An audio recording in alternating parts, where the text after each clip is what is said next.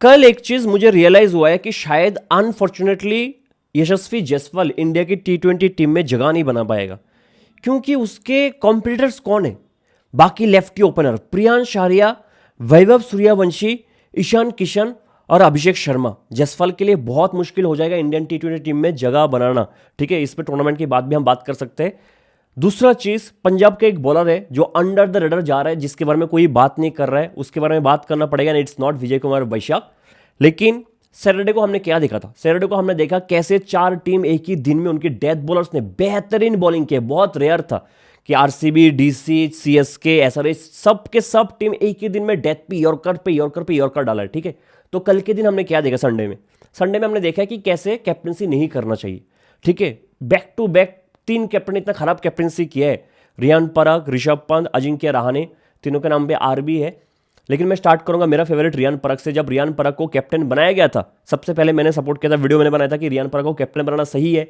जब ये tournament start हुआ था, जब 2-3 मैच हो गए था, तब भी मैंने कहा कि श्रेयस अय्यर के बाद इस टूर्नामेंट में मैं रियान पराग को सेकंड पर रख रहा हूँ एज ए कैप्टन।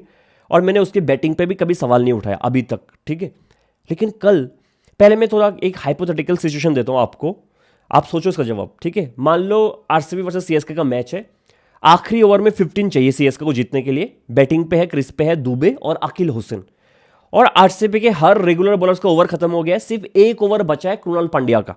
और टीम डेविड जिसने अभी तक बॉलिंग नहीं किया है, उसके 4 ओवर बचे, ऑब्वियसली पट्टे मरे, बाकी सबका बॉलिंग खत्म हो चुका है, किसी का ओवर बचा नहीं। आप किसको बॉल दोगे? क्या कृणाल पांड्या, क्योंकि लेफ्ट आर्म ऑर्थोडॉक्स है, क्रिस में 2 लेफ्टी बैट्समैन है, तो आप कृणाल पांड्या को बॉलिंग नहीं दोगे? और क्योंकि लेफ्टी बैट्समैन का रिकॉर्ड खराब होता है ऑफ स्पिनर के सामने, तो आप टीम डेविड को दोगे लास्ट ओवर कि भाई ले 15 रन बचा? नहीं दोगे ना, आप कृणाल को दोगे ना। दूसरा चीज, एक पार्ट टाइमर को आप कब बॉल देते हो? एक कि आपने हर रेगुलर बॉलर्स को एटलीस्ट एक ओवर दे दिया है, और इतना बड़ा पार्टनरशिप बन चुका है, कोई विकेट ले ही नहीं पा रहे। मैं फिर से रिपीट कर रहा हूं कि आपके हर रेगुलर बॉलर्स एटलीस्ट एक ओवर डाल चुका है, कोई विकेट नहीं ले रहा है, बहुत बड़ा पार्टनरशिप हो गया। तब आप सोचते हो कि एक नोवेल्टी फैक्टर लेके आए, एक पार्ट टाइमर को बॉल दे देता हूं। जैसे पंजाब ने एसआरएच के अगेंस्ट किया था, श्रेयस अय्यर ने किसको लाया था? शशांक सिंह, और उसने 2 विकेट लेके भी दिया। विकेट लेना ना लेना वो तो बहुत अलग बात है, लेकिन तब आप देते हो जब आपके हर रेगुलर बॉलर्स को एटलीस्ट एक ओवर हो चुका है। दूसरा, आप कब देते हो एक पार्ट टाइमर को? कि एक मैचअप बनता है। ठीक है, तो शुरू में दे देता हूं जब मतलब ना ओपोनेंट पे प्रेशर है ना मेरे पे प्रेशर है, किसी पे प्रेशर नहीं है, चलो एक मैचअप बन रहा है, चल तू एक ओवर डाल के देख क्या होता है। या फिर आपकी कोई रेगुलर बॉलर इंजर्ड हो गया, वो आगे की ओवर डाल नहीं पाएगा, बाहर हो गया, तो आपका पार्ट टाइमर आके वो ओवर खत्म करके जाता है। यही 3 सिनारियो है, वरना आप कभी पार्ट टाइमर को बॉल नहीं दोगे। ठीक है, अब मैंने 2 एग्जांपल दिए, लेफ्टी बैट्समैन के सामने लेफ्टी ऑर्थोडॉक्स, और पार्ट टाइमर को कब बॉलिंग देना चाहिए। जो सेकंड एग्जांपल है पार्ट टाइमर को कब बॉलिंग देना चाहिए, वो ज्यादा यूज होगा पंजाब वर्सेस एलएसजी की मैच पे। और एक बोलता हूं, Rinku Singh better striker off spinner है या फिर शिवम दुबे?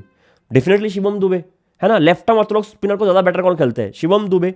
अब शिवम दुबे का एक मैच था, मतलब सीएसके का एक मैच था आरआर के अगेंस्ट इस साल, जहां पे जडेजा था। जडेजा ने क्या किया था? एक toss top delivery outside of, दूर रखा था रेंज से, शिवम दुबे लॉन्ग ऑफ पे कैच आउट हो गया था। फिर और एक मैच था आरसीबी वर्सेस सीएसके इसी साल, जब दुबे बैटिंग करना आया था, कृणाल पांड्या बॉलिंग एंड पे था, उसने शायद दुबे को 4 या 5 बॉल डाला और दुबे ने 3 या 4 ही रन बनाया था, बाउंसर पे बाउंसर, और दूर रख रहा था। ये है शिवम दुबे, एक लेफ्टी बैट्समैन जो बहुत बड़ा रेपुटेशन लेके आता है कि स्पिनर को बहुत मारते हैं लेफ्ट आर्म ऑर्थोडॉक्स के सामने। मुझे इतना लेफ्टी का एग्जांपल इसलिए देना पड़ रहा है, कल के मैच पे जडेजा 11th ओवर डालता है, स्ट्राइक पे था रिंकू सिंह। ठीक है, 5th बॉल डॉट बॉल उस ओवर का 11.5, 5th ball dot ball Rinku का, अगला ही बॉल टॉस टॉप डिलीवरी थोड़ा बाहर, रिंकू सिंह ऑलमोस्ट रिंकू सिंह को जडेजा आउट कर देता है, जो कैच नंड्रे बर्गर छोड़ देता है। इजी कैच, अगर वो कैच पकड़ लेते मैच जीत जाता। लेकिन पॉइंट मेरा यही नहीं है, पॉइंट है जडेजा का वो 3rd ओवर था, 11th ओवर था, और जडेजा एक लेफ्ट आर्म लेफ्टी बैट्समैन को आउट कर दिया था। पहले भी दुबे को आउट किया इसी साल, और जडेजा का वो 3रा ओवर ही था। और रिंकू का फॉर्म 3 साल से बहुत खराब है, इंटरनेशनल पे, T20 में, हर जगह कॉन्फिडेंस हिला हुआ है उसका। जडेजा एक एक्सपीरियंस्ड बॉलर है, ऐसा नहीं वो पहला ओवर था उसके बाद कुछ नहीं किया। जडेजा ने 3 ओवर ऑलरेडी डाल चुका, 3 ओवर पे 9 रन देके 2 विकेट शायद, ठीक है, 2 या 1 विकेट जो भी है। 11th ओवर था। 13th ओवर जडेजा का बन सकता था, जब अनुकूल रॉय तभी भी पिच पे नहीं आया था। 14th ओवर भी जडेजा का बन सकता था, तब भी अनुकूल रॉय नहीं आया था। अनुकूल रॉय आया था 14.4 ओवर में। 15th ओवर जडेजा का फिर से बन सकता था, लेकिन क्योंकि अब अनुकूल रॉय आ गया, सामने रिंकू सिंह है, 2 लेफ्टी, रियान पराग एक पार्ट टाइमर अपने आप को लेके आता है। मेरा क्वेश्चन ये है, तब आपने अनुकुल को देखकर डिसाइड किया कि 2 लेफ्टी आ गया, आप जडेजा को लेके नहीं आ सकते, तो आपने 13th ओवर या 14th ओवर क्यों नहीं दिया? तब तक तो अनुकुल रॉय पिच पे आया नहीं था। 15th ओवर का बहाना आपको मिल गया कि 2 लेफ्टी आ गया है, और लेफ्टी को जडेजा ऑलमोस्ट रिंकू को आउट कर चुका था, दुबे को पहले आउट कर चुके इस आईपीएल में। आज के मैच पे इस पिच पे जडेजा अच्छा कर रहा था, ऑलमोस्ट टेस्ट मैच वाला पिच था। जडेजा इस ऐसे पिच में हमेशा अच्छा करते जहां बॉल ग्रीप हो रहा है, टर्न हो रहा है, होल्ड हो रहा है। रियान पराग उस ओवर पे 10 रन देता है। आप सोचो एक चीज, पावर प्ले से लेके मतलब पावर प्ले खत्म होने की बाद 7 to 15th ओवर तक एक भी ओवर में डबल डिजिट पे रन नहीं आया था। जब रियान पराग वो ओवर डालना आता है, वो पहला ओवर होता है मिडिल ओवर पे जहां पे 10 रन डबल डिजिट में रन आया था। ठीक है, जडेजा का एक ओवर बचा रह गया। दूसरा, मुझे लगता है कि आरआर ने तुषार देशपांडे को मिस किया। तुषार देशपांडे का एक मैच पे 50 वो खाया था, कौन सा मैच मुझे याद नहीं, ओपोनेंट कौन था। उस मैच पे मैंने आपको कहा था कि डेथ का जो 2 ओवर था तुषार देशपांडे का, 2 ओवर में शायद 22-23 रन दिया था और 1 विकेट लिया था। उधर भी उसने बहुत यॉर्कर्स बहुत अच्छा एग्जीक्यूट किया था।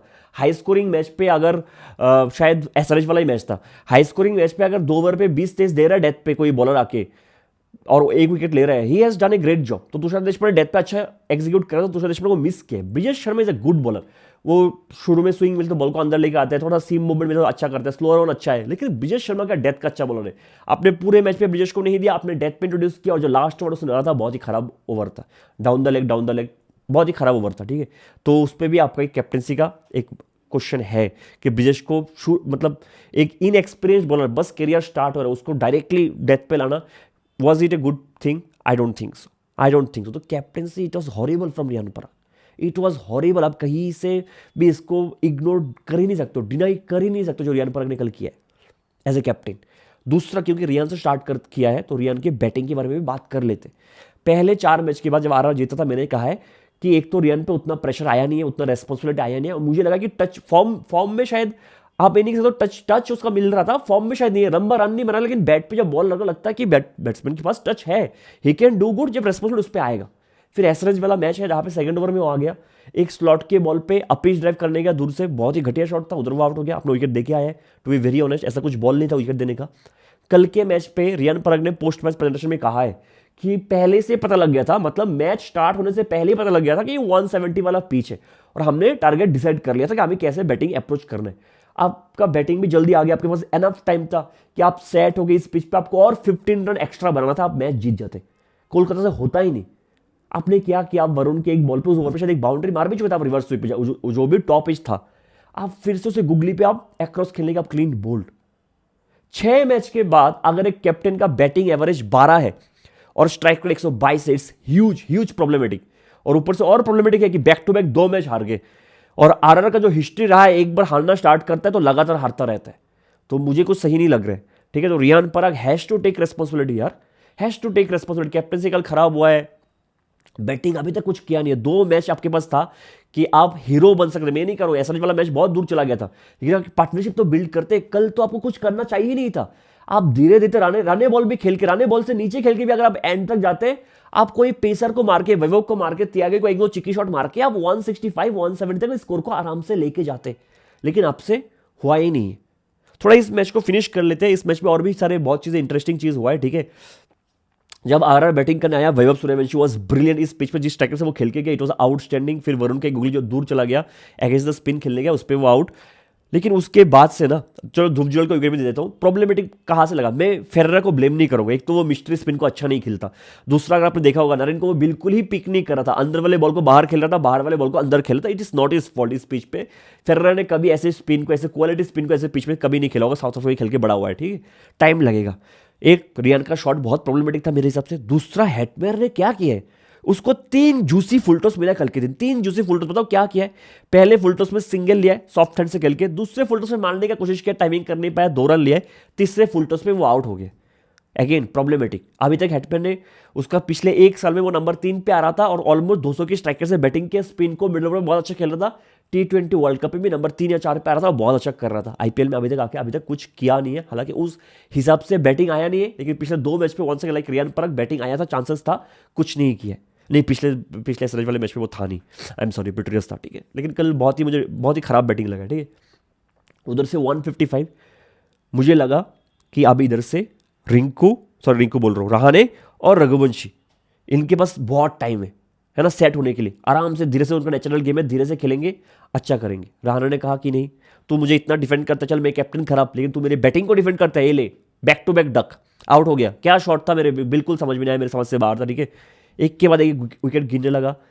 रोमन पॉयल 1 सेकंड जब रिक्वायर्ड रन रेट 8 है, वो क्या शॉट था, मुझे बिल्कुल समझ में नहीं आया। आपने मतलब केकेआर ने कोई कोशिश छोड़ा ही नहीं हारने के लिए वो मैच, कोई कोशिश छोड़ा नहीं। अगर बर्गर वो कैच पकड़ लेते ना, आप खत्म थे उस मैच पे, खत्म थे। लेकिन एंड पे अनुकूल रॉय ने बेहतरीन बैटिंग किया। मैंने पिछले मैच में भी कहा अनुकूल रॉय को ऊपर भेजना मुझे अच्छा डिसीजन लगता है, और अनुकूल रॉय को अगर आप टाइम दोगे, मैं हमेशा कहता हूँ अनुकूल रॉय, शहबाज अहमद, मानव सुतर, ये 3 left arm Orthodox lefty batsman ने बहुत काम किया डोमेस्टिक में। अगर उसको आप टाइम दोगे तो वो लोग बैटिंग से अच्छा कर सकते हैं, स्टेबिलिटी प्रोवाइड कर सकते हैं। कल अनुकूल रॉय ने अच्छा बैटिंग किया, मैच्योरिटी के साथ खेला, एक भी शॉट फालतू शॉट नहीं खेला। और रिंकू ने एक मौका देने के बाद उसने फिर मौका नहीं दिया, और उसने भी ठीक ठाक काम किया मेरे हिसाब से, ठीक है। एटलीस्ट एंड तक रहा है और केकेआर ये मैच जीत जाता है। लेकिन क्या इस जीत से केकेआर को कॉन्फिडेंस मिलेगा? ऑब्वियसली मिलेगा, क्योंकि हर मैच हार ही रहे थे। लेकिन मुझे ज़्यादा कॉन्फिडेंस देता नहीं है कि बाहर जाके फ्लैट पिच पे क्या कर सकते हैं टीम, जैसे इनका शॉर्ट सिलेक्शन है। शायद केकेआर इधर से होम ग्राउंड पे ऐसे पिचेस पे ही खेलेंगे, ठीक है। तो हो सकता है कि, क्योंकि वरुण का एक अच्छा चीज़ हुआ है कि वरुण को जब से इंजरी हुआ है एक दूसरे हाथ पे, वो थोड़ा स्लोअर डलने लग गया और अच्छा कर रहा है। पिछले मैच में अच्छा किया था, इस मैच में तो बहुत अच्छा किया है, ठीक है। तो एक अच्छा न्यूज़ है कि वरुण और नरेन तो पिछले 3 मैच में बहुत अच्छा किया है। तो स्लोअर पिचेस पे केकेआर शायद हो सकता है ऐसे पिचेस पे खेले और अच्छा करे, लेकिन फ्लैट पिच पे जाकर कितना अच्छा करेगा आई डोंट नो। लेकिन ठीक है, केकेआर का भी गोल क्या रहेगा कि नंबर 10 से ऊपर आ जाओ, है ना, 10 पे फिनिश ना करूँ। अब होगा केकेआर मुंबई सीएसके के बीच, बहुत मतलब टफ फाइट होगा इन तीनों के बीच कि नंबर 10 पे कौन फिनिश करेगा, ठीक है। बहुत जल्दी हमें पता लग जाएगा। लेकिन इतना इंप्रेसिव गेम केकेआर ने बिल्कुल नहीं खेला, टू बी वेरी ऑनेस्ट, ठीक है। जीत मिलेगा तो जीत मिलेगा, लेकिन आरआर को इधर से सही करना पड़ेगा, एटलीस्ट टॉप 3 डिपेंडेंट बनकर रहेगा ये टीम भी। दूसरा, अगर 6 मैच पे आप 4 मैच हार जाते हो, ठीक है, आप क्या करोगे? आप बताओ आप क्या करो 6 मैच में 4 मैच। मैं बात कर रहा हूँ एलएसजी का। मैंने जब एलएसजी का रिव्यू वीडियो बनाया था ना आईपीएल शुरू होने से पहले, तभी मैंने कहा था कि 7 मैच आप देखो आधे सीजन, 7 मैच पे अगर as a Rishabh Pant batsman का भी आप रिव्यू करोगे, ऋषभ पंत कैप्टनसी के भी आप रिव्यू करोगे 7 मैच के बाद, अगर रिजल्ट आपके फेवर में नहीं है 7 मैच के बाद, you always have the chance कि आप ऋषभ पंत को कैप्टनसी से हटाओ और एडन मार्करम या फिर मिचेल मार्श, जो आपकी पसंद है, उसको कैप्टन बनाओ। एक होता है ना कि हम कहते हैं कि आउट ऑफ बॉक्स जाके सोचो जब कुछ काम नहीं कर रहे। Rishabh Pant out of box नहीं, out of universe, out of galaxy जाके सोचता है। मतलब इतना आउट ऑफ द बॉक्स जाके सोचता है ना कि खुद टूर्नामेंट से आउट हो जाता है। क्या हॉरिबल कैप्टनसी था यार, हॉरिबल कैप्टनसी। वो मैंने एग्जांपल दिया था कि पार्ट टाइमर को कब लेना चाहिए, जब आपके हर रेगुलर बॉलर एटलीस्ट एक ओवर डाल चुके हैं, किसी ने विकेट नहीं लिया, एक बड़ा सा पार्टनरशिप बन गया, तब। अब ऋषभ पंत क्या करता है, कल दिग्विजय शाटी को नहीं खिलाते, नो प्रॉब्लम, आपके पास एक रेगुलर स्पिनर था मणिवरन सिद्धार्थ, ठीक है। सिद्धार्थ डिसेंट स्पिनर है, बहुत डिसेंट स्पिनर। कल तुमने देखा भी होगा 116 की स्पीड से बॉल डाल रहे हैं, 85 86 की स्पीड से बॉल डाल रहे हैं, डिसेंट स्पिनर है। एक आपका रेगुलर स्पिनर हो गया। 6 ओवर के बाद पंजाब का स्कोर था 63 फॉर 1, ठीक ठाक था। कूपर कॉनोली तब 22 बॉल पे 19 पे खेल रहा था, 22 बॉल पे 19 कूपर कॉनोली, राणे बॉल से नीचे। अब 7th ओवर किसका होना चाहिए था? 2 रेगुलर बॉलर्स ने पावर प्ले में बॉलिंग किया भी नहीं था। कौन है वो 2 रेगुलर बॉलर्स? एक आवेश खान, एक मणिवरन सिद्धार्थ। आप सिद्धार्थ को भी वो 7th ओवर दे सकते थे या फिर आप आवेश को देते। आपने 7th ओवर किसको दिया? एक part timer Ayush Badoni. Horrible captaincy. उधर से कॉनोली ने हाथ खोलना स्टार्ट किया और उधर से ना कॉनोली सीधा ऐसे पकड़ा है ऋषभ पंत की कैप्टनसी को और ऐसे बीच से फाड़ा है, फाड़ के रख दिया। मणिवरन सिद्धार्थ का फास्ट ओवर आता है 9th ओवर में। आप सोच सकते हो क्या एक पार्ट टाइमर के बाद उसको ओवर आता है, जब कोई मैचअप नहीं बन रहा है, ऐसा कोई नहीं है कि हर रेगुलर बॉलर एक ओवर डाल चुका है, ठीक है। जो मैं पहले कहा था कि पंजाब ने शशांक को कब यूज किया था, श्रेयस ने एसआरएच वाले मैच पे, जब चाहल का भी एक ओवर हो चुका था, सबका एक ओवर हो चुका, किसी ने विकेट नहीं लिया, ट्रेविस हेयर और अभिषेक शर्मा धो के मार रहे सबको, तब शशांक आया था एक पार्ट टाइमर। मणिवरन सिद्धार्थ का 9th ओवर आता है, उसने 10 रन दिया, एक चौका खाया था, वो ठीक ठाक ओवर था इस मैच के पर्सपेक्टिव से। फिर से मणिवरन सिद्धार्थ के 2nd ओवर आने से पहले और एक पार्ट टाइमर का ओवर आ जाता है 13th ओवर एडन मार्करम का। 32 रन उस ओवर में, 5 छक्का खाया एडन मार्करम उस ओवर में। इतना घटिया कैप्टनसी, वाओ। मतलब कंपटीशन चल रहा है अभी, ऋतुराज गायकवाड़, अजिंक्य रहाणे, ऋषभ पंत, फिर से तीनों के नाम पे आ रहे। इस आर वर्ड से कुछ प्रॉब्लम है, मुझे लगता है इनको नाम ही चेंज कर लेना चाहिए। Horrible captaincy, horrible. और ऊपर से जो चाटा बाद में सिद्धार्थ ने लगाया ऋषभ पंत के मुंह पे, वो देख के मजा आया। 2 विकेट लिया मणिवरन सिद्धार्थ। बताओ किसका विकेट लिया? दोनों विकेट। एक प्रियांश आर्या लेफ्टी बैट्समैन, एक नेहाल वडरा लेफ्टी बैट्समैन। क्या कैप्टनसी, हॉरिबल कैप्टनसी कर रहे हो यार। और इस मैच पे और भी बहुत इंटरेस्टिंग चीज हुआ है। आपने सुना होगा, मैं श्योर हूँ कहीं ना कहीं आपने सुना होगा कि प्रियांश आर्या को शॉर्ट बॉल खेलना नहीं आता। ये सब ने पिछले आईपीएल के बाद इसे रिव्यू कर लिया। अब मुझे पता नहीं कितने लोगों ने क्या कहा है, बहुत लोगों ने कहा है, मैंने खुद सुना है, लेकिन मैंने कहा है कि डोमेस्टिक पे इसने बहुत काम किया है। और पूरा डोमेस्टिक से अगर आपने फॉलो किया होगा, शॉर्ट बॉल पे बहुत अच्छा मारा, उसका स्ट्राइक रेट भी हाई था। मोहसिन खान क्योंकि बहुत अच्छा बॉलर है, मुझे बहुत पसंद है, उसका जो पावर प्ले का लास्ट ओवर था ना, उसने सिर्फ एक ही बॉल डाला इसको प्रियांश आर्या को, शॉर्ट बॉल पे शॉर्ट बॉल, हर बॉल बाउंड्री के बाहर। इतना प्रेडिक्टेबल आप बिल्कुल भी नहीं हो सकते हो, बिल्कुल भी नहीं। बहुत ही खराब प्लेनिंग था। और ऋषभ आके उस ओवर में बीच में बात भी नहीं की कि भाई हो गया, प्रियांश आर्या का शॉर्ट बॉल और वीकनेस नहीं है, होता होगा एक दो मैच पे आउट, मत कर यार। पूरे आईपीएल में उसने मैट हेनरी के शॉर्ट बॉल पे मारा है, हर एक के शॉर्ट बॉल को मारा है, और मत कर उसके साथ, शॉर्ट बॉल पे शॉर्ट बॉल डाला है। और एक चीज होता है इस मैच पे, क्या होता है, Rishabh Pant out of the box जाके आयुष बदुनी को ओपनर भेजता है। अब मुझे क्या लगा था कि शायद ये 254 की चेस देख के डर गया था, तो कि कुछ डिसीजन लेना था, इन्होंने आयुष बदुनी को भेज दिया। लेकिन ऋषभ पंत ने पोस्ट मैच प्रेजेंटेशन में ये कहा है कि डिसीजन आज नहीं लिया गया, पहले ही लिया गया। मतलब ये मत सोचो कि 254 का टारगेट देके कुछ बैटिंग पोजीशन में शफल किया, इससे पहले, कल के दिन से पहले इन्होंने डिसाइड कर लिया था। ज्ञानी लोग जो है, टॉम मूडी, जस्टिन लेंगर के लिए मुझे बहुत ज़्यादा रिस्पेक्ट है, केन विलियमसन मुझे ज़्यादा पसंद नहीं है T20 फॉर्मेट में, क्या I don't know, what ever he is doing. और फिर संजीव गोंगिया भी बहुत ज्ञानी है, और ऋषभ पंत तो है ही ज्ञानी। सब ने मिलकर डिसाइड किया पहले से कि आयुष बदुनी ओपन करेगा, इससे मुझे कुछ प्रॉब्लम नहीं है। प्रॉब्लम मुझे ये है कि आपने डिसीजन पहले ही कर लिया, तो बाकी 8 मैच पे आयुष बदुनी ओपनिंग करना आएगा ना। क्योंकि आपका डिसीजन ऐसा कैसे होता है कि एक मैच में ऋषभ पंत ओपनिंग, जो पहले डिसीजन ले लिया था, उसके बाद ऋषभ पंत ओपनिंग नहीं किया, फिर पहले अपना डिसाइड कर लिया आयुष बदुनी ओपनिंग करेगा, तो कम से कम इधर से बाकी मैच पे आयुष बदुनी ओपनिंग करना चाहिए ना। एक एक मैच के लिए आप डिसीजन लेते हो कि कौन ओपनिंग करेगा। और मार्करम का नंबर 5 पे आना, मुझे ऐसा लगता है इनका थॉट प्रोसेस रहा होगा, क्योंकि पूरन पे बिल्कुल भरोसा नहीं है इनको, और ड्रॉप भी नहीं कर पा रहे कि नहीं कि ब्रेट्सकी को खिलाए लेते, क्या ही हो जाएगा। पूरन के साथ जा रहे हैं लोग, और उनको प्रॉब्लम है कि lower order, middle order, lower order पे कोई है ही नहीं, तो एटलीस्ट मार्करम कुछ तो रन बना लेगा लोअर ऑर्डर पे जाके, ठीक है। कितना सक्सेसफुल होगा मुझे नहीं पता, गेम में लोग था भी नहीं, 254 का टारगेट था, कहीं पे आसपास पहुंचा भी नहीं है लोग, ठीक है। तो डिसीजंस वंस अगेन क्वेश्चनेबल। एक चीज जो अच्छा किया, अब्दुल समद को ड्रॉप किया, ठीक है, ये होना बनता है। और मैंने पिछले मैच में ही कहा था कि अब्दुल समद ने जो अपने साथ किया है ना, वो खुद रिग्रेट करेगा, और पिछले अगले साल आईपीएल में उसको रिलीज भी करेगा, हो सकता है अनसोल्ड भी जाएगा अब्दुल समद, ठीक है। डोमेस्टिक की परफॉर्मेंस, हर साल डोमेस्टिक में परफॉर्म करके कहीं कुछ नहीं करता आईपीएल में आगे, जो भी है जैसा भी है, एलएसजी का एलएसजी जाने, ठीक है। अब इधर से 2 बॉलर के बारे में बात करना बहुत बनता है, एक प्रिंस यादव, एक विजय कुमार वैशाख। अब वैशाख के बारे में ज़्यादा बोलूँगा नहीं मैं। वैशाख पिछले साल से जो एक चीज़ किया है, उसको मैच्योरिटी बहुत आ गया है। दूसरा, पिछले साल एज एन इम्पैक्ट और एज ए डेथ बॉलर ज़्यादा यूज़ कर रहे थे इसको। अगर आपको पिछले साल का एक मैच याद भी होगा, जीटी के अगेंस्ट आके रदरफोर्ड को वाइड यॉर्कर से वाइड यॉर्कर डाल के पंजाब को जिताया, हारने वाला मैच। उसके बाद अगले मैच में शायद वैशाख को ड्रॉप कर देता पंजाब ने, ठीक है, एज एन इम्पैक्ट यूजर था। इस बार पहले मैच से वो खेल रहे हैं, शायद फर्ग्यूसन के ना होने से एक ज़्यादा एडवांटेज वैशाख को मिला है, और हर फेज में अच्छा कर रहा है वैशाख। कल के दिन भी बेहतरीन किया, 4 ओवर पर 35 दिया। लेकिन वैशाख ने एक वीक ओपोनेंट एलएसजी के सामने बॉलिंग की। प्रिंस यादव ने स्ट्रॉन्गेस्ट ओपोनेंट के सामने बॉलिंग किया, जहां पे पंजाब ने 254 मारा, उधर प्रिंस यादव 4 ओवर पे 25 रन देके 2 विकेट ले, if I am not wrong.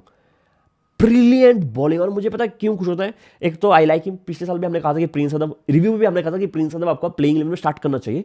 लेकिन 2 bowler, 2 pacer, Indian pacer, young pacer, जिसका मैंने देखा कि हर फेज पे बॉलिंग कर सकते हैं। एक पेसर जो हर फेज में बॉलिंग कर पाएगा ना, वो he is very essential and very good, कि पावर प्ले में भी बॉलिंग कर सकता है 2 ओवर, मिडिल पे भी 2 ओवर कर सकता है, डेथ पे भी 2 ओवर कर सकता है। कौन है बताओ दूसरा बॉलर एक प्रिंस यादव को छोड़ के? अंशुल कंबोज, जो पावर प्ले में स्विंग भी ढूंढता है, लेटरल मूवमेंट भी मिलता है, मिडिल पे आके आपको 1-2 ओवर दे सकते हैं, डेथ पे भी 2 ओवर बेहतरीन कर रहे हैं। सेम चीज प्रिंस यादव भी कर रहे हैं। 2 राइटी बॉलर आउटस्टैंडिंग बॉलिंग करके गए प्रिंस यादव, भूलना नहीं चाहिए, ठीक है।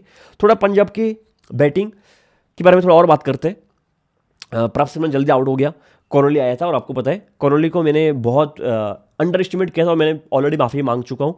जब ऑक्शन पे वो छूट गया था, जॉश इंग्लिश छूट गया था इनसे, चला गया था, तो मैं थोड़ा डाउटफुल था, क्योंकि जॉश इंग्लिश स्पिन को बैकफुट पे बेहतरीन बैट्समैन है, आउट चाहिए। एक रचिन रविंद्रा, एक जॉश इंग्लिश, जो मुझे रिसेंटली सेना कंट्रीज के 2 बैट्समैन बहुत पसंद आए, जो बैकफुट पे स्पिन को बहुत अच्छा खेलते हैं। लेकिन और मैं डाउट था कि कौन इस जगह को भरेगा, क्योंकि मिचेल ओवेन पावर रेटिंग बहुत कर सकता है, पेस को बहुत अच्छा खेलता है, स्पिन को अच्छा नहीं खेलता। उमर जाए बॉलिंग बहुत अच्छा करता है, बैटिंग भी बहुत अच्छा कर सकता है, लेकिन शायद उस स्ट्राइकर के साथ उतना डिपेंडेबल नहीं है, उतना ट्रस्ट आपको नहीं देता कि हार्ड सिचुएशन में अच्छा करेगा। कॉर्नली जो कर रहा है ना भाई साहब, इतना लंबा लंबा इनिंग्स खेल रहा है, ब्रिलियंट यार, ब्रिलियंट। प्रियांश आर्या मैं कह चुका हूं कि शायद जसफल के ऊपर उसको कंसिडर करेगा सिलेक्टर्स T20 में अभी ओपनिंग स्पॉट के लिए, टफ फाइट होगा, टफ फाइट। कोई भी जो मुन्ना मुन्ना है जो चाहता है T20 टीम में जगह बनाए, वो आएगा ही नहीं। मैं नाम नहीं लूंगा, आएगा ही नहीं T20 में, बात ही नहीं होगा इनका। जो बैटिंग प्रेशर या कर रहे हैं, बताए शॉर्ट बॉल इतने से, हर शॉर्ट बॉल को पुल कर से छक्का मारा। एक तो हॉरिजॉन्टल शॉट से लॉन्ग ऑन या लॉन्ग ऑफ के ऊपर से छक्का मारा कल के दिन शॉर्ट बॉल को। Brilliant batting. एक चीज से जो मैं खुश हूं कल के दिन पंजाब की बैटिंग में, कि प्रियांश, कॉनोली और श्रेयस अय्यर एक ही साथ तीनों back to back wicket out हो गए। मैं खुश था, मुझे चाहिए था कि वडेरा, स्टोइनिस और मार्करम मार्करम बोल रहा हूं, वडेरा, स्टोइनिस और शशांक एक साथ हो क्रीज पे कभी। और क्योंकि अभी तक उनको देखा नहीं किस तरह से बैटिंग कर सकते। दो पावर हिटर ने ग्लिम्पसेस दिखाया कि नहीं मार सकते हैं, हम पावर हिटिंग कर सकते हैं, हालांकि पिच भी अच्छा था। लेकिन वडेरा पे अभी भी डाउट है, अभी भी डाउट है। मुझे लगता है कि रिकी पॉन्टिंग जैसा कोच है और जैसा कैप्टन वो रह चुका है, वो बैक करेगा, फॉर ऑब्वियस बैक करेगा जब तक पंजाब जीतेगा। लेकिन बहुत मैचेस हो गए, ठीक है, 6 मैचेस कम नहीं है। तो once again Vishnu Vinod, there is an option, there is an option कि आप विष्णु विनोद को ट्राई कर सकते हो, ठीक है। तो नेहल वडेरा एक क्लिक रह गया। लेकिन कौन से बॉलर की मैं बात कर रहा था जो बहुत अंडर द रडार गया, शुरू में कहा था, वो है कौन है? पंजाब ने अभी तक जितने भी मैचेस खेले ना, ऑलमोस्ट सब हाई स्कोरिंग मैचेस रहा है, ऑलमोस्ट हाई स्कोरिंग मैचेस रहा है। जहाँ पे भी आप देख लो, जहाँ पे बहुत रन पड़ा है, मुंबई वाला मैच देख लो, कल वाला मैच देख लो, एसआरएच वाला मैच देख लो, कहीं पे भी आप देख लो, उसमें एक बॉलर है अभी तक 6 मैच पे, उसका इकोनॉमी है 8.5। 8.5 का इकोनॉमी है, और वो बॉलर भी हर फेज में बॉलिंग कर रहा है। डेथ पे शायद एक ही ओवर कर रहा है मोस्टली, वो मिडिल पे एक ओवर करता है, डेथ पे एक ओवर करता है, पावर प्ले में मोस्टली 2 ओवर कर रहे हैं, ऐसा रह रहा है। या फिर पावर प्ले में 1 ओवर करता है, मिडिल पे 2 करता है, डेथ पे 1 करता है, तीनों फेज में बॉलिंग कर रहा है। मार्को यान्सन कोई बात ही नहीं कर रहा है, चाहल की बात कर रहा है। कल चाहल ने बहुत अच्छा बॉलिंग किया है, ठीक है। कल चाहल और पॉन्टिंग के बीच बहुत ही एग्रेसिव डिस्कशन हुआ, जहाँ पे पॉन्टिंग को समझा रहा था, चाहल नॉट कर रहा था। ऐसे एक डिस्कशन बहुत पहले दिल्ली में भी पॉन्टिंग और पृथ्वी शॉ के बीच हुआ था, दैट्स वेरी इंटरेस्टिंग। लेकिन मार्को यान्सन के बारे में कोई बात नहीं कर रहा है। आजदीप फॉर्म पे आ गया है, बटलर अच्छा कर रहा है, Vyshak is doing great, but Marco Jansen 8.5 की इकोनॉमी में हर मैच वो खेला है, और हर मैच पे हर फेज में अच्छा बॉलिंग किया। ब्रिलियंट मार्को यान्सन का फॉर्म। मुझे एक डाउट था, if I am not wrong, पिछले साल भी उसका इकोनॉमी 10 के आसपास था। इससे पहले भी जब एसआरएच के लिए खेलता 10-12 का इकोनॉमी होता, 8.5 का इकोनॉमी। T20 वर्ल्ड कप में उसका इकोनॉमी 10 के आसपास था। ब्रिलियंट काम कर रहा है मार्को यान्सन, ठीक है। वन सेकंड, तीनों फेस का अगर कोई पेसर आपको मिल जाए, दैट हैज बीन ब्रिलियंट। वैशाख का क्या है, आप कहोगे वैशाख भी तीनों फेज में बॉलिंग करता है, पावर प्ले में 1 ओवर डालता है, कभी कभी 2 ओवर डालता है, मिडिल पे करता है, डेथ पे करता है। लेकिन वैशाख का क्या है ना, वैशाख जब पावर प्ले में बॉलिंग करना आता है ना, वो विकेट लेने को नहीं आता, विकेट मिल जाए उसके लिए बोनस है। वैशाख जब पावर प्ले में बॉलिंग करता है, उसका यही रहता है कि रन ना दूं मैं, आके वाइड लाइन पे डाल देता है या फिर कोई स्लोअर डाल देता है। वैशाख को इतना स्विंग और सीम अभी तक नहीं मिल रहा, हालांकि वो न्यू बॉल्स आता नहीं है, क्योंकि थोड़ा बहुत बॉल अगर T20 में कितना ही स्विंग मिलता है आजकल, 2-3 ओवर के बाद स्विंग मिलता भी नहीं है, वो भी बहुत डाउटफुल है, ठीक है। तो वैशाख न्यू बॉल का उतना अच्छा बॉलर नहीं, ठीक है। वो पावर प्ले में आता है, पावर प्ले में आके भी वो डिफेंसिव बॉलिंग ही करता है। Vyshak is more of a middle and death over bowling. लेकिन प्रिंस यादव, अंशुल कंबोज, मार्को यान्सन, ये तीनों bowler I mean has been brilliant throughout this season, ठीक है। Brilliant. Mohammed Shami new ball से बहुत अच्छा कर रहे हैं। डेथ पे मैं मानता हूँ एक मैच बहुत अच्छा किया था, लेकिन डेथ का उतना कॉन्फिडेंस मुझे शमी कभी नहीं देता है, ठीक है, T20 फॉर्मेट में। और कल भी आपने देखा होगा यॉर्कर उनका एग्जीक्यूट नहीं हो रहा था, ठीक है। मोहसिन खान वन सेकंड तीनों फेस का बॉलर है, लेकिन कल बहुत प्रिडिक्टेबल था। तो एलएसजी मैच पे है भी नहीं, था भी नहीं, ठीक है। पंजाब में क्या फिर से हर मैच पे मैं यही कहता हूँ कि आज कुछ नया बोलता हूँ। ये बहुत बोल चुका हूँ मैं कि श्रेयस अय्यर अगर इंडिया का कैप्टनसी ना करे, वो इंडिया का लॉस है, श्रेयस अय्यर का नहीं। ये तो मैं 2-3 बार बोल चुका हूँ, कुछ नया बोलता हूँ। मेरा सेकंड फेवरेट टीम पंजाब है, ठीक है। फर्स्ट मैं बोल ही देता हूँ, फर्स्ट CSK है, second Punjab, third SRH, fourth Delhi. पहले SRH सेकंड पे था, जैसे श्रेयस अय्यर पंजाब में आ गया तो पंजाब मेरा सेकंड बन गया। और SRH मेरा सेकंड फेवरेट टीम इसलिए बना था क्योंकि यंगस्टर्स उनके मुझे बहुत पसंद थे। रेड्डी बहुत पसंद था मुझे, अभिषेक बहुत पसंद है मुझे, ईशान किशन बहुत पसंद है, और Pat Cummins as a captain आया था। आई मीन जिस टीम का कैप्टन बहुत अच्छा, मुझे वो टीम बहुत पसंद है। श्रेयस अय्यर का ना मैं चाहता हूँ पंजाब IPL जीत जाए। क्यों? पंजाब अगर IPL जीतेगा ना, वो इंडियन क्रिकेट के लिए ज़्यादा बेटर रहेगा। बाकी कोई और टीम जीते, ठीक है, जीतेगा तो बहुत है, मतलब ग्रेट फॉर देम। लेकिन पंजाब की जीतने से मुझे लगता है कि इंडियन क्रिकेट सेफ हैंड पे होगा। तो मैं चाहता हूँ पंजाब IPL ट्रॉफी जीते, क्योंकि मेरा जो फर्स्ट टीम है CSK, वो तो जीतेगा तो छोड़ो, वो तो मुझे लगता है कि पता नहीं KK के साथ बहुत टफ फाइट करेगा नंबर 10 पे आने के लिए, देखते आगे क्या करते हैं। लेकिन RR के लिए मैं चाहता हूँ कि थोड़ा बहुत बैटिंग रेस्पॉन्सिबिलिटी रियान पराग ले, उनको हम इतना सपोर्ट करते हैं, थोड़ा बहुत बैटिंग वो करे, कैप्टनसी थोड़ा बेटर करे। स्टार्टिंग के 4 मैच बहुत अच्छा बैटिंग किया था, अरे कैप्टनसी किया था। और मैंने आपको कहा था कि रियान पराग जो देशपांडे वाला डिसीजन था, मैंने कहा था it's more of A 50-50 decision. खराब जाता तो आप सब गाली देते उसको, ठीक है। तो ऐसे रिस्की डिसीजन, शायद कमेंट पे भी किसी ने कहा था कि रिस्की डिसीजन बहुत रिस्की हो सकता है, करना नहीं चाहिए हीरो बनने के चक्कर में, शायद ठीक भी थे, 50-50 चांसेस था। LSG के लिए मुझे तो बहुत कुछ खराब लग रहा है, टू बी वेरी ऑनेस्ट, बहुत कुछ खराब लग रहा है। बॉलिंग आपका स्ट्रॉन्गेस्ट जोन है, और बॉलिंग पे आप 250 पर खा जाओ, और कैप्टन आपका ऐसा रहे, बैटिंग पोजीशन में रोज़ कोई नया ओपनर, पुरन का फॉर्म, मतलब क्वेश्चन यही है जॉश इंग्लिश का हनीमून कितना लंबा चल रहेगा। और अगर इतना लंबा चलने वाला था कि आपको पता नहीं था, 8 करोड़ आपने क्यों दे जोश इंग्लिश को? कोई किसी और को खिला लेते यार, इससे बेटर। पूरन के बारे में तो बात करना बिल्कुल नहीं बनता है। मिलते हैं अगले वीडियो में, तब तक के लिए जय हिंद।